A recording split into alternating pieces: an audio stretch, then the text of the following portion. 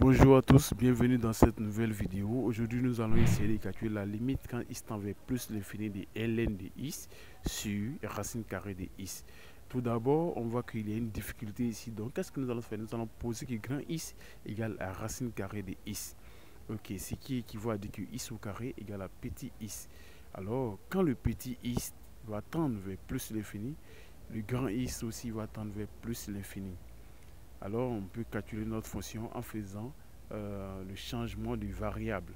C'est-à-dire, la limite quand petit x tend vers plus l'infini de ln de x sur racine carrée de x n'est rien d'autre que la limite quand grand x tend vers plus l'infini de ln de x au carré sur x.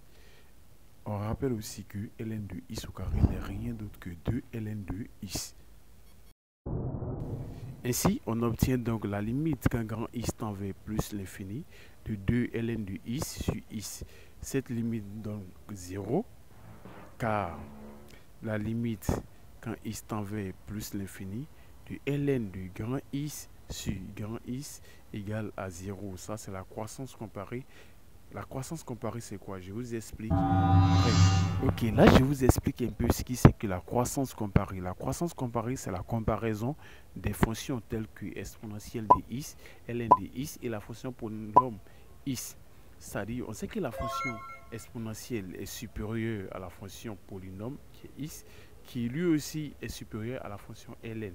Donc, à chaque fois qu'on aura le quotient d'une fonction qui est moins l'autre sur une fonction plus grande, alors en plus l'infini, ça va donner 0. Alors, qu'est-ce qu'on peut dire? 2 multiplié par 0 égale à 0. Et donc, on pourra conclure que la limite quand petit x tend vers plus l'infini de ln de x sur racine carrée de x égale à 0.